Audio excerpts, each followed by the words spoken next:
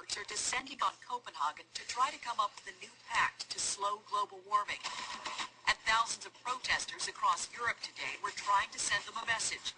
It's time to stop talking and make a deal. But reaching that deal has now been complicated by what's being called Climategate, a string of hacked private emails between global climate change scientists in the U.S. and Europe, which have cast doubts on the very science this summit is based on. The emails seem to show that some of the world's top experts decided to exclude or manipulate some research that didn't help prove global warming exists. 1998 was the hottest year since record-keeping began, but the temperature went down the next year, and it's only spiked a couple of times since. An email from 1999 shows scientists worked hard to demonstrate an upward trend.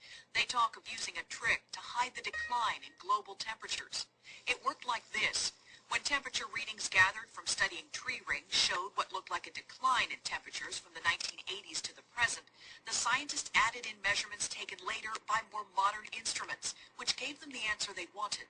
The scientists say the emails are being misinterpreted. A lot of charges have been made that I think are quite unjustified, cherry-picking information and not taking it quite out of context and misrepresenting what it's actually saying. Senator James Inhofe, a climate change skeptic, says the emails prove the global warming threat is exaggerated. He wants a congressional investigation.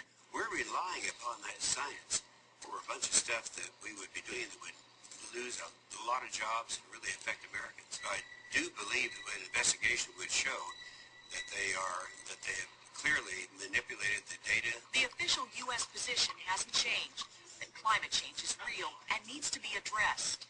Climate change is happening. I don't think that's anything that is, quite frankly, among most people in dispute anymore. Two major carbon producers, India and China, agree. They just announced they'll set goals to lower their carbon emissions. Though the U.S. Congress hasn't agreed on an American plan to lower emissions, President Obama's visit to Copenhagen at the end of the meeting instead of the beginning as originally planned is being taken as a positive sign. President Obama said he will come to Copenhagen if the deal is feasible. And I have always said that we have in the United Nations said that while nothing is guaranteed, the world is ready for a deal. But the leaked memos have given ammunition to critics of climate change. So climate change supporters fear Copenhagen may only produce the framework for an agreement that then will be passed on to next year. Jeff? All right, Kimberly Dozier from our Washington Bureau tonight.